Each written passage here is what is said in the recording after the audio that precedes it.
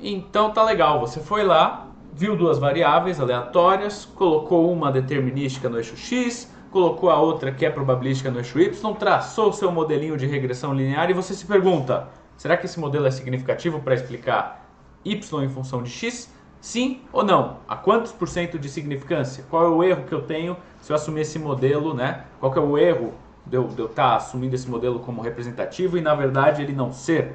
Na aula de hoje, a gente vai ver justamente isso. A gente vai aplicar um teste de hipóteses para o nosso modelo de regressão linear que utiliza análise de variância. Olha só como que as matérias estão começando a se cruzar nesse finalzinho do curso. Eu sou o Thiago Marum, no backstage nós temos o querido Vinícius Castanho, que vai também entrar aqui para resolver um exercício com essa análise de variância aplicada à regressão, tá bom? Vem com a gente depois da vinheta que a gente já te conta tudo. Vai! Peraí.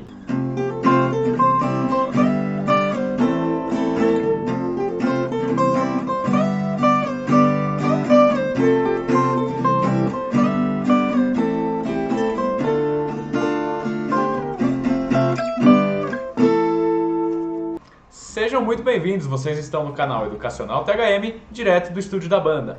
Tem outro estúdio? Tem, só que nesse curso a gente privilegiou o estúdio da banda. Nos próximos vídeos que você vai encontrar em outras playlists, você vai ver os vários estúdios, Estúdio São Paulo, Estúdio Maceió, enfim, nossas diversas localidades para gravar e sempre dar um ambiente confortável para você aprender estatística. E já que é um ambiente confortável para você aprender essa matéria tão complicada, não vou deixar de pedir para vocês compartilharem, deixarem seus comentários com feedbacks construtivos, críticas boas, o seu like também, enfim, ajudar a gente nessa disseminação do conhecimento e o apoio de sempre, tá bom? Obrigado aí por isso.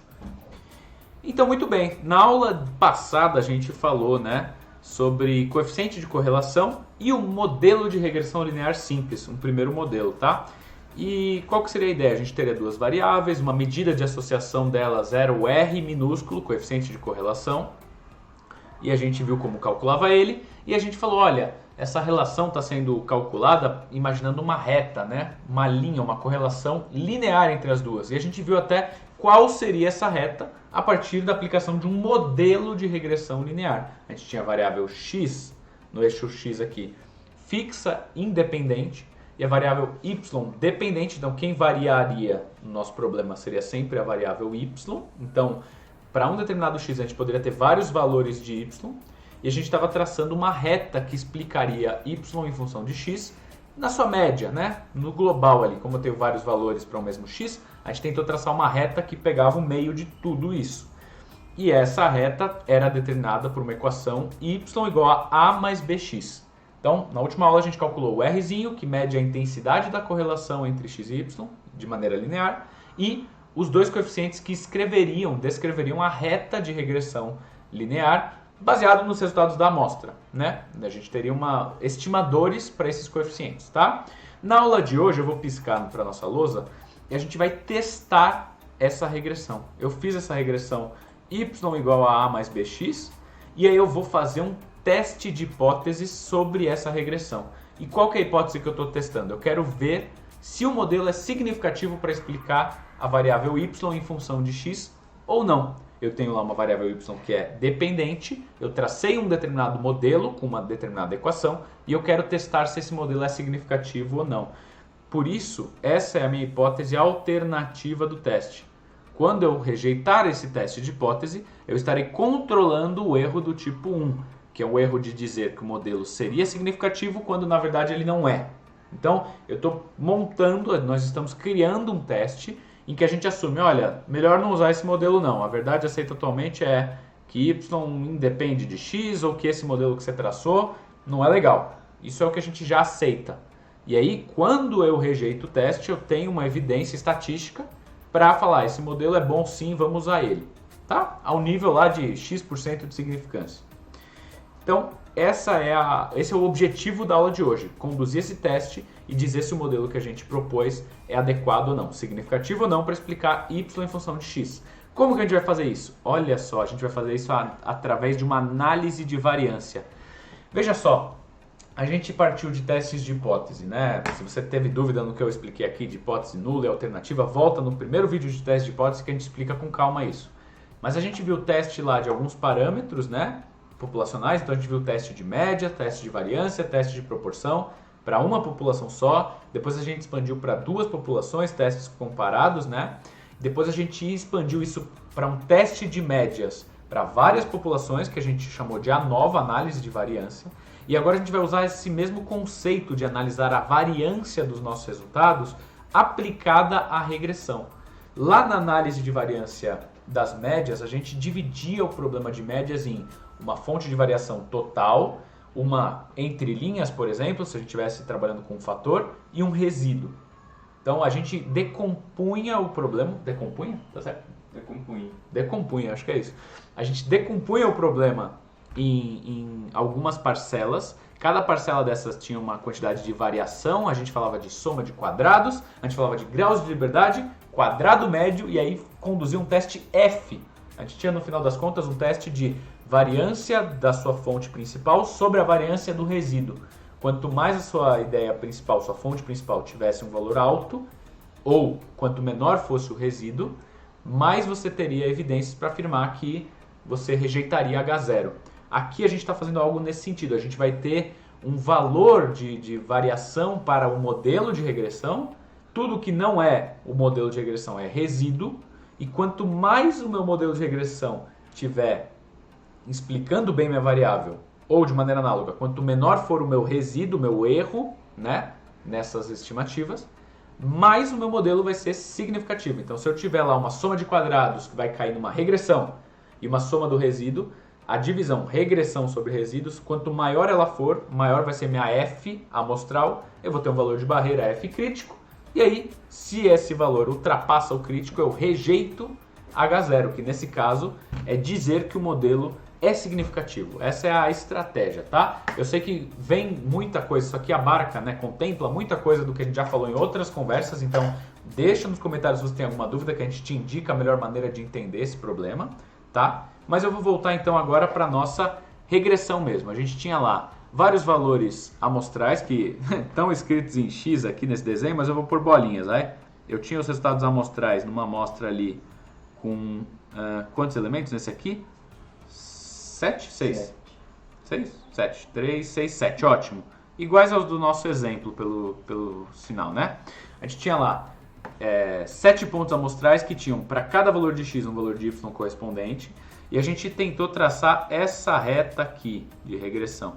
É uma reta que tem um y chapéuzinho, porque é uma reta estimada da reta verdadeira, tá? É uma reta média, então os valores de y podem variar para um determinado x, mas a reta média que você está querendo encontrar, a estimada é essa em laranja. Você teria uma verdadeira por aqui, tanto talvez na mesma inclinação um pouco mais para cima, um pouco mais para baixo, ou até mesmo dentro de uma certa tolerância angular. A verdadeira reta, e a verdadeira que entenda a populacional, a que é o parâmetro, né, o y verdadeiro, que compõe essa regressão, ele mora em algum lugar aqui. A gente vai na próxima aula discutir isso, né, como que encontrar essa reta ou não. Mas para agora basta saber que a gente tem uma reta que é uma estimativa da reta populacional, e aí a gente tem nessa reta estimativa os valores Azinho calculados a partir da amostra,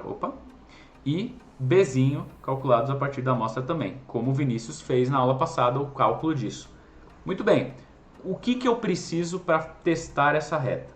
Eu preciso da soma de quadrados total, então vamos decompor o problema em tudo o que é explicado pela regressão e o que é resíduo, que é o que sobrou. O todo, se você olhar uma formulação aqui, ele é cada valor de y menos a média dos valores de y que eu tenho na minha amostra.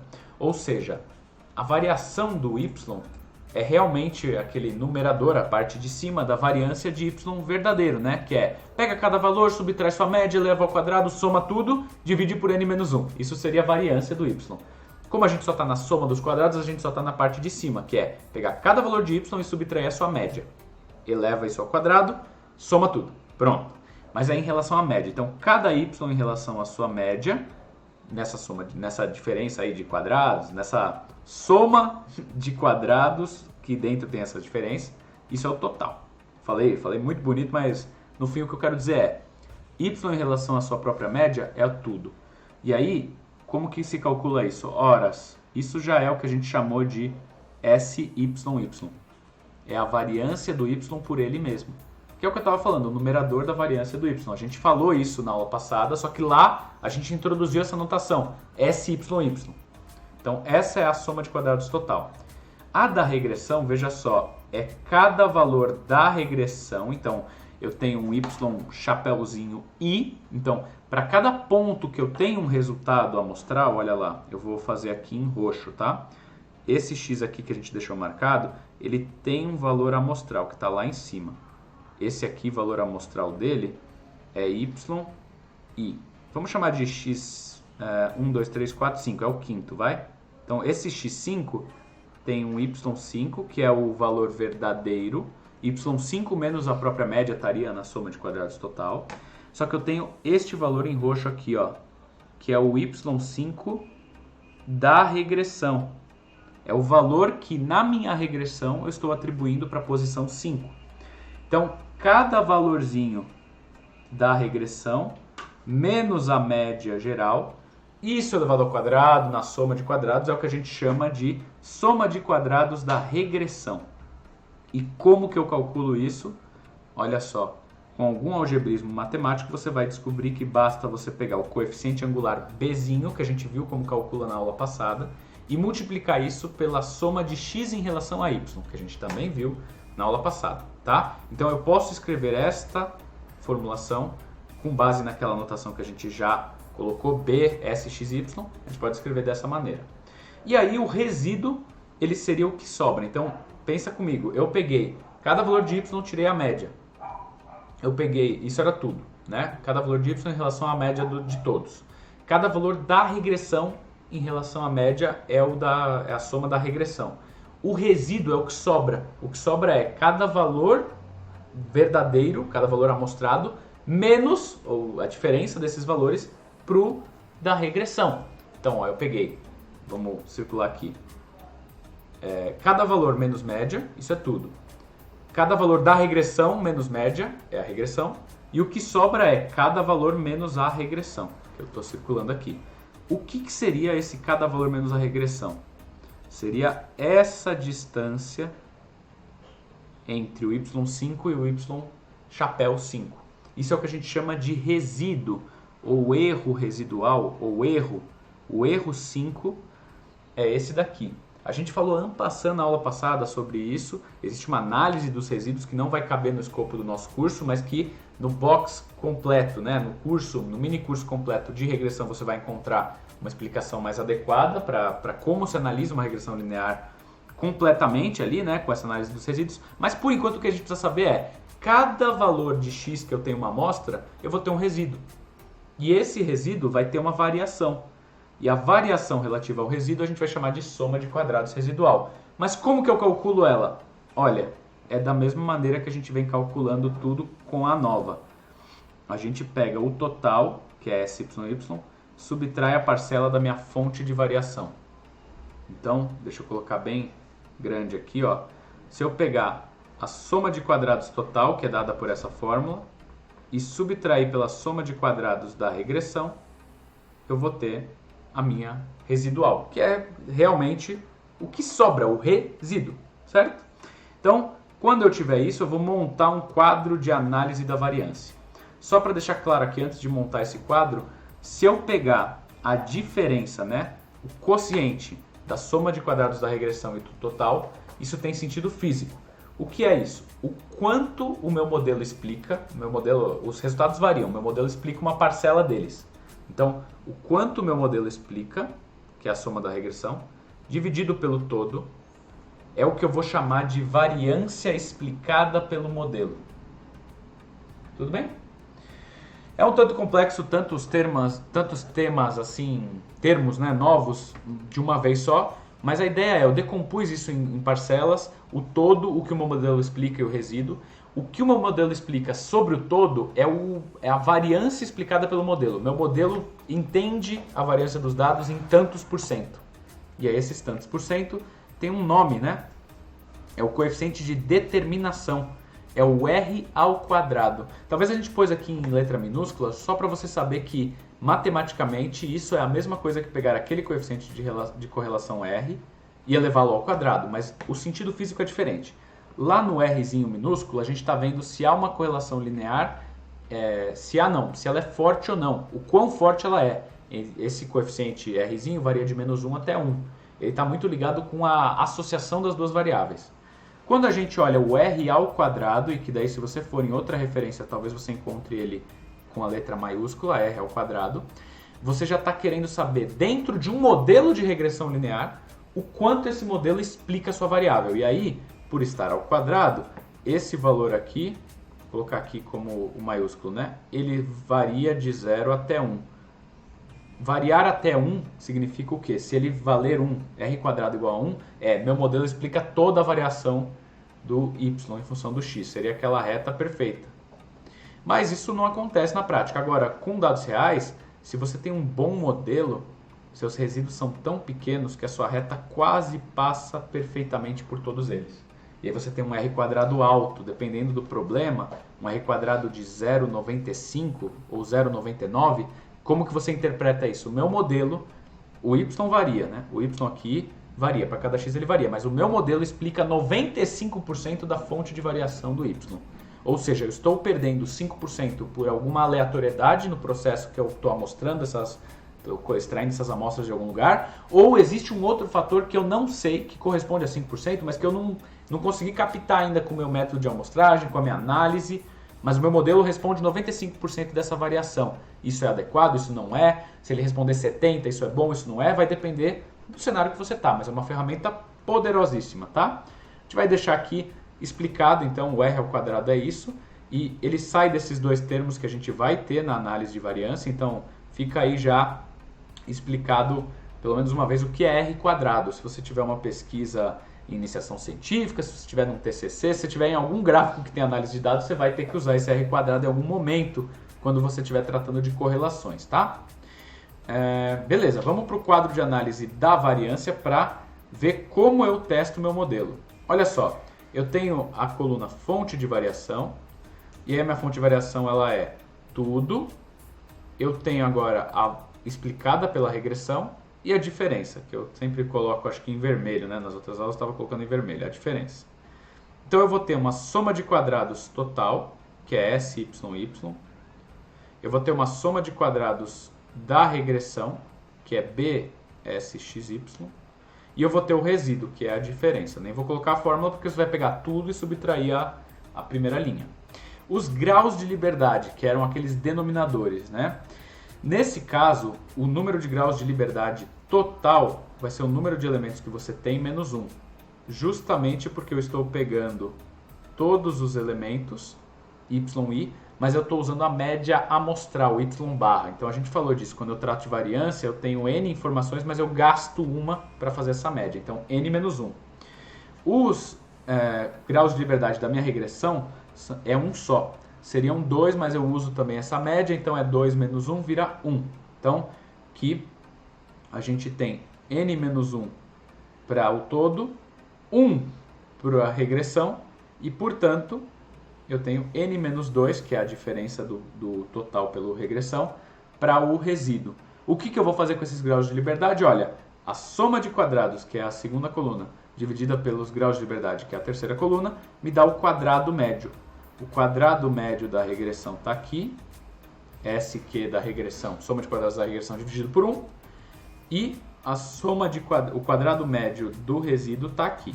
A gente até calculou o total, só para você ver como é que ficaria, né? Que nada mais é do que a variância de y.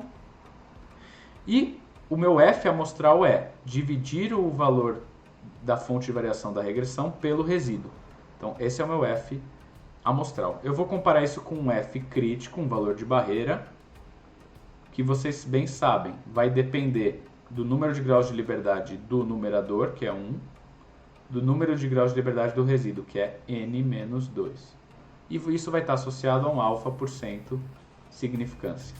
Só lembrando, mas se você não lembra direito, volta lá na aula de teste F ou na aula de ANOVA, o que a gente está testando, né, para rejeitar H0 e dizer que o nosso modelo é representativo, para explicar y em função de x, eu tenho aqui minha variável aleatória, mas eu vou colocar ela assim, ó. Eu tenho essa distribuição aqui, na verdade está muito, vou colocar ela bem assimétrica, que a f é meio assim. Eu tenho este valor de barreira aqui, e se a minha amostra cai à direita dela, eu rejeito H0, se ela cai à esquerda, eu não rejeito. É isso que a gente está testando. Então, sempre que o meu valor amostral for maior que o crítico, eu vou rejeitar H0, tá?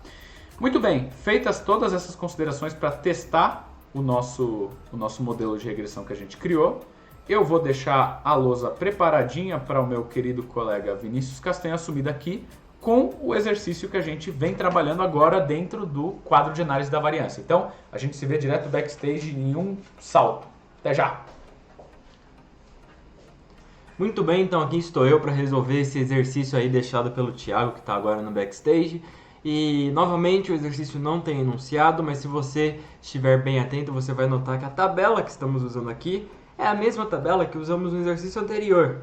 E no exercício anterior ao anterior, esses dois que foram vistos na última aula que está aqui no seu visor. Mas, enfim, o que importa é temos que fazer uma análise de variância da regressão que estamos analisando.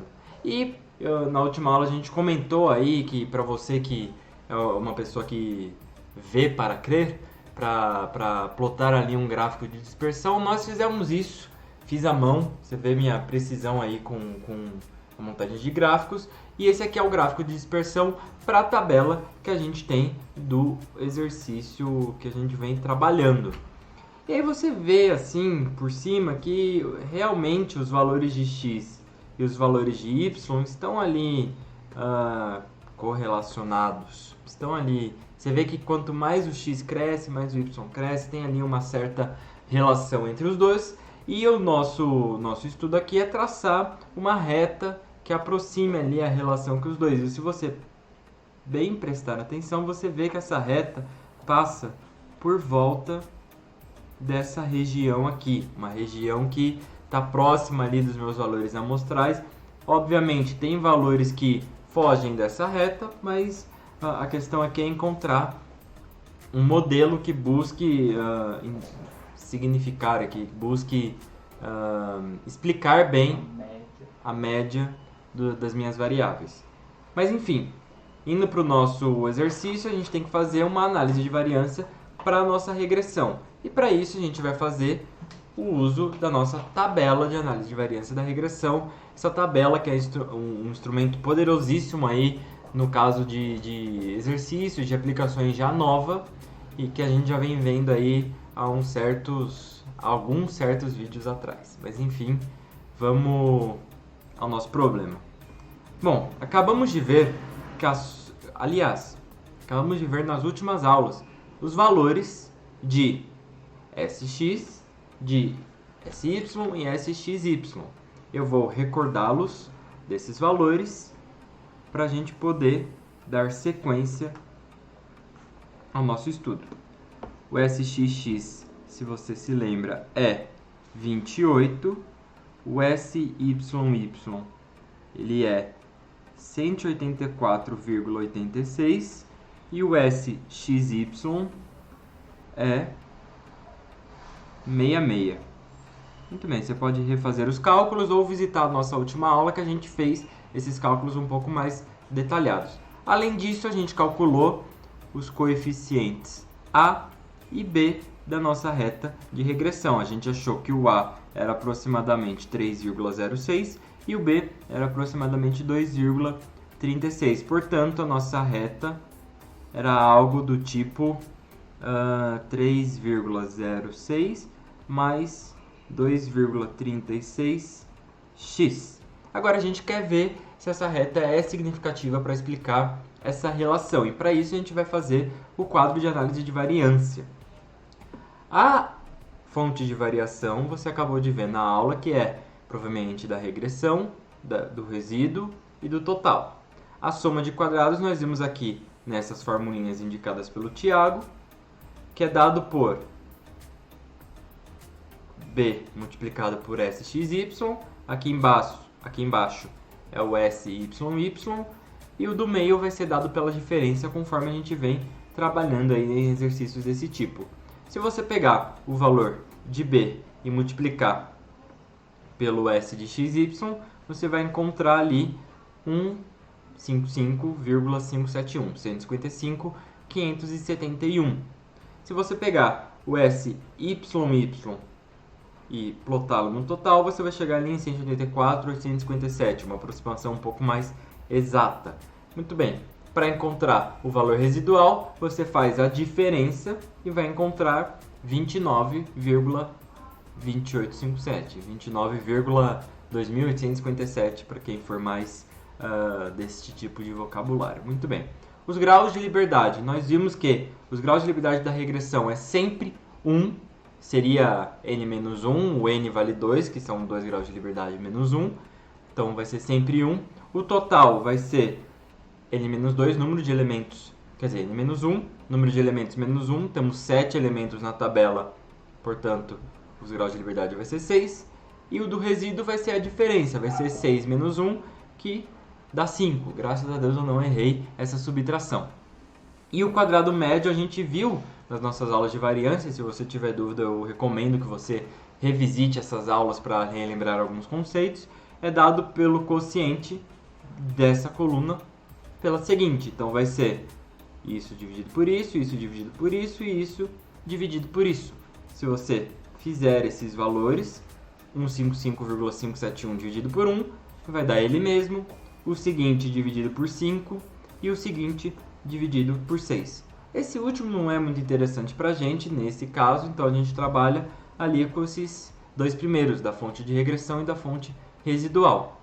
E como que a gente vai trabalhar eles? Bom, a gente precisa da nossa variável amostral, que é uma f, e a gente viu que essa f é dada por o S da regressão dividido pelo S do resíduo. Se você fizer esse quociente com os respectivos valores que encontramos no quadrado médio, você vai achar que a nossa f é 26,561. Muito bem, deixa eu limpar a nossa lousa. Temos um f amostral que é um valor ali de referência. Basta-nos encontrar o valor crítico, que é o valor de barreira, que vai definir se nesse caso a gente está além da barreira ou aquém da barreira, se a gente vai rejeitar ou não rejeitar H0. E como eu faço para encontrar o valor crítico? Você bem viu com o Thiago que o valor de f crítico é dado por uma f com 1 grau de liberdade, n-1 e alfa. Nesse n-2. Nesse caso, n vale 7, n-2 vale 5, que é os graus de liberdade do resíduo. 5% de significância. A significância é de 5%, que é aquela coisa mais padrão que a gente vem trabalhando, você já deve estar acostumado. Se você for na tabela e conferir esse valor, vai ser próximo de 6,61. Ou seja, o valor amostral é maior que o valor... Aqui, o valor amostral é maior que o valor crítico. Portanto, vou até escrever em vermelho, eu rejeito H0. Ou seja, tem evidências estatísticas para afirmar que essa reta, esse modelo de regressão significativo para explicar y em função de x ao nível de 5% de confiança. Significância. Ou seja, essa reta aqui, y, deixa eu até engrossar o marcador, y igual a 3,06 mais 2,36x, é significativa para explicar essa relação entre as variáveis. Portanto, o nosso modelo é bom. Dá para usar. Dá para usar. Você pode usar aí à vontade, dependendo aí do sentido físico das nossas variáveis, mas que não vem ao caso. Voltando aqui para o estúdio da banda, a gente vai ter mais uma aulinha, né, sobre regressão. E depois disso a gente vai ver ali alguns outros testes, mas acho que a essa altura do campeonato a gente está bem evoluído, a gente está quase na linha de chegada. Então, te agradece o apoio de sempre, agradece aí essa permanência na aula e a gente se vê nos próximos vídeos. Até tchau. Valeu! Falou!